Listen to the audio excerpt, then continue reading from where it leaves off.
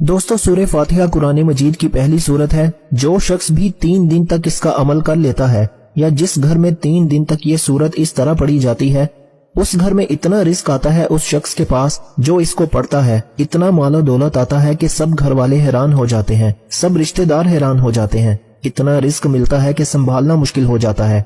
जैसे सूरह फातिहा का पहला नंबर है, मालो दौलत में भी उस बंदे का पहला नंबर लग जाता है जो शख्स सूरह फातिहा को इस तरह 3 दिन तक मुसलसल पढ़ लेता है।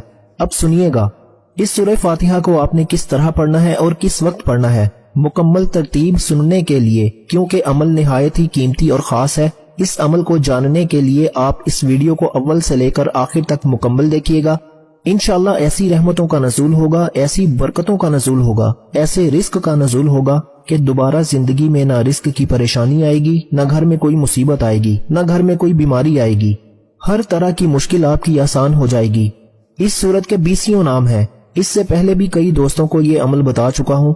लोगों की जिंदगियां बदल चुकी हैं, कई लोगों के हालात बदल चुके हैं, कई लोगों की दुआएं कबूल हुई हैं।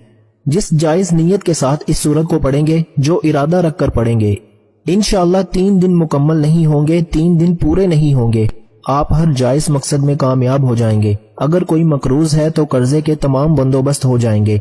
उसको पैसा कहाँ से मिलना है, कैसे अल्लाह की गैबी मदद आनी है, सारा कर्जा 3 दिन में उतर जाता है। कोई शख्स शादी की नीयत से पढ़े, हर तरह की बंदिशें, रास्ते की रुकावटें खत्म हो जाती हैं, फौरन असबाब पैदा हो जाते हैं। खास बात बता रहा हूँ, इस सूरत के अंदर हर एक तासीर और ताकत रखी गई है। इस एक ही अमल के जरिए आप दुनिया का हर काम कर सकते हैं। और ये अमल जिसके हाथ में लग जाता है, जो इसको अपने काबू में कर लेता है, वो दुनिया में इज्जत पाता है और आखिरत में भी इज्जत पाता है। शोहरत मिलती है, लोग उससे मोहब्बत करते हैं, लोग उस पर भरोसा करते हैं, रिश्तेदार उसके आगे पीछे होते हैं। जो शख्स भी इस सूरत को इस तरह पढ़ लेता है, ये सूरह फातिहा ये मक्का मुकरमा में नाजिल हुई और इसकी सिर्फ 7 आयात हैं। अब आसमान भी 7 हैं, अब जमीनें भी 7 हैं, हफ्ते के अंदर दिन भी 7। अब 7 का लफ्ज बड़ा ही निहायत ही खास है। खाना काबा के चक्कर भी 7, यानी कि जो तवाफ किया जाता है उसके 7 चक्कर हैं खाना काबा के भी। इसी तरह इसकी और भी बड़ी चीजें हैं। अब मैं उनकी तरफ नहीं बढ़ता, अमल की तरफ ले जाना चाहता हूँ।